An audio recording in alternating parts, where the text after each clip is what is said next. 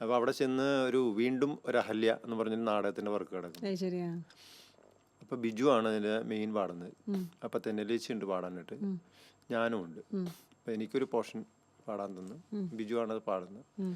അതിനകത്ത് 3 വോയിസ് ആയിട്ടാണ്, അതിനകത്തൊരു വോയിസാണ്. ആ ഒരു പാട്ടാണ് ഞാൻ ആദ്യമായിട്ട് സ്റ്റുഡിയോയിൽ പാടുന്നത്, അതും സാൻഡയിൽ. അതാണ് എൻ്റെ ഫസ്റ്റ് എക്സ്പീരിയൻസ്. പിന്നെ അതിനുശേഷം കുറേ നാൾ കഴിഞ്ഞപ്പോൾ മാഷിൻ്റെ ഒരു PDP-കാരുടെ പുതിയ സമ്മേളനം വന്നു, അവരുടെ പാർട്ടിയുടെ ഒരു പ്രോഗ്രാം. അപ്പോഴേക്കും എനിക്ക് തോന്നുന്നു പാട്ടൊരു പ്രൊഫഷൻ ആക്കിയാൽ കൊള്ളാം എന്നുള്ളൊരു ചിന്ത വന്നു തുടങ്ങി കാണും.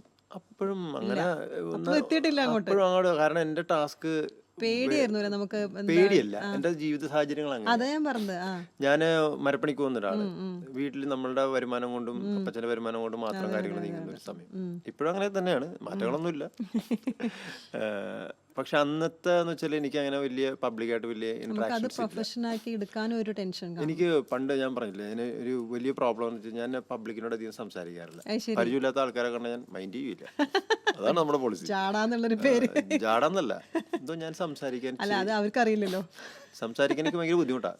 പിന്നെ പരിചയമുള്ളവരോട് കണ്ടാൽ അവർക്കറിയാം നമ്മുടെ സ്വഭാവം ഇങ്ങനെയാണ് അറിയാവുന്നതുകൊണ്ട് കുഴപ്പമൊന്നുമില്ല. പക്ഷെ പുറത്ത് പോയിട്ടുണ്ടെങ്കിൽ ഞാൻ അധികം ആരോട് സംസാരിക്കുന്നില്ല. ഒരാളോട് കാര്യം ചോദിക്കണമെങ്കിൽ തന്നെ എനിക്ക് ഭയങ്കര മടിയാ, ചമ്മൽ, അങ്ങനെ എന്തോ കോംപ്ലക്സ് പോലത്തെ സംഭവം. ഇപ്പൊ അങ്ങനെയൊന്നുമില്ല.